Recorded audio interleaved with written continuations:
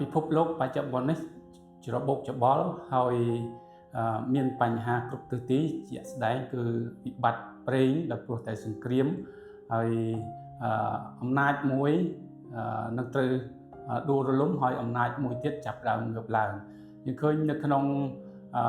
បញ្ហានេះបានកើតមានឡើងតាំងពីមុនព្រះយេស៊ូវគ្រីស្ទទ្រង់បានប្រសូតមកក៏មានស្ថានភាពច្របូកច្បល់យ៉ាងដូចនេះដែរបាទគឺមានចក្រភពដូចជាចក្រភពបាប៊ីឡូនចក្រភពអាសេរីចក្រភពប៉ែកឬក៏ចក្រភពរ៉ូមបាទយើងឃើញទោះបីមានអំណាចមានកងទ័ពមានឥទ្ធិពលខ្លាំងក្លាយ៉ាងណាក៏ដោយប៉ុន្តែទីបំផុតនៅតែដួលរលំបាទនៅថ្ងៃនេះខ្ញុំមានប្រធានបទមួយដើម្បីចែកជូនដល់ពុកម៉ែបងប្អូនអ្វីដែលដួលរលំគឺជាពេលដែលមនុស្សត្រូវមករកព្រះបាទនៅក្នុងព្រះគម្ពីរអេសាយជំពូក17គឺនិយាយអំពីក្រុងដាម៉ាស់ដែលនៅប្រទេសស៊ីរីហើយក៏ដូចជាអ៊ីស្រាអែលនៅភាគខាងជើងដែលត្រូវបានជំនុំជម្រះដោយមានជាតិសាសន៍ដទៃមកដើម្បីបំផ្លិចបំផ្លាញធ្វើទុក្ខបុកម្នេញដល់ពួកគេបាទអញ្ចឹងនៅក្នុងសម័យកាលនោះគឺអ៊ីស្រាអែលនិងក្រុងដាម៉ាស់គេត្រូវបានទទួលការជំនុំជម្រះបាទដោយព្រោះតែអំពើបាបដោយព្រោះតែគេទុកចិត្តលើធនធាននិងទ្រព្យសម្បត្តិគំនិតប្រាជ្ញាឬក៏គេពឹងលើអំណាចផ្សេងដើម្បីជួយគេតែផ្ទុយទៅវិញយើងឃើញព្រះគម្ពីរបានរៀបរាប់អំពី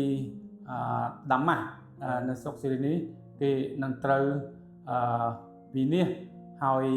អ៊ីស្រាអែលក៏ដូចគ្នាដែរហើយទីបំផុតយើងឃើញបញ្ហានេះបានកើតមានឡើង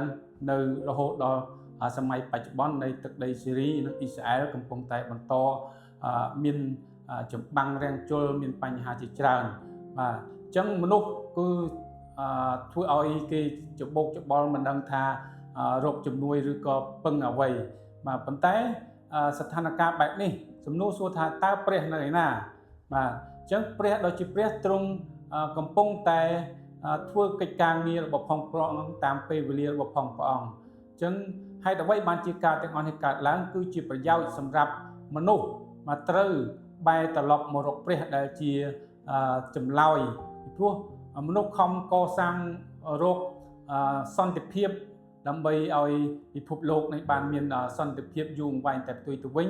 សន្តិភាពដែលមនុស្សរកបាននេះគឺมันបានថិតថេរនោះទេដូច្នេះពុកម៉ែបងប្អូនអាចរកព្រះដែលជាម្ចាស់នៃសន្តិភាពពិតប្រាកដនោះលោកអ្នកនឹង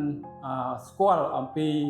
តម្លៃនៃសន្តិភាពដ៏ពិតប្រាកដហើយព្រះយេស៊ូវទ្រង់មានព្រះបន្ទូលថាខ្ញុំឲ្យសេចក្តីសុខសាន្តមកអ្នករាល់គ្នាហើយឲ្យសេចក្តីសុខសាន្តនោះមិនមែនដូចជាលោកីឲ្យនោះឡើយហើយនៅក្នុងយូហានជំពូក3ខ16ព្រះអង្គប្រាប់ថាអស់អ្នកដែលជឿនឹងមិនត្រូវវិនិច្ឆ័យឡើយគឺឲ្យមានជីវិតអស់កលជានិច្ចបាទដូច្នេះអំឡុងពេលស្ថានភាពនៅលើពិភពលោកនេះច្របូកច្បល់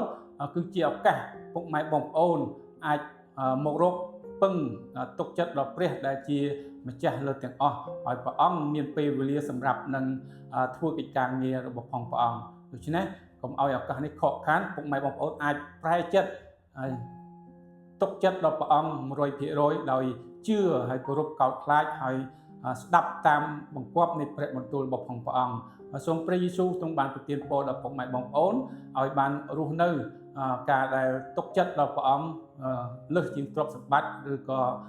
ទុកចិត្តលើខ្លួនឯងព្រះគម្ពីរក្នុងកើ118ខ8ខ9បានបញ្ជាក់ថាស៊ូពឹងជោគនៅព្រះយេហូវ៉ាជាជាងទុកចិត្តនឹងមនុស្សស៊ូពឹងជោគនៅព្រះយេហូវ៉ាជាជាងទុកចិត្តនឹងអ្នកធំសូមព្រះអង្គម្ចាស់ព្រះយេស៊ូវប្រទានពរដល់ពុកម៉ែបងប្អូនទាំងអស់គ្នា8ខានអាមែន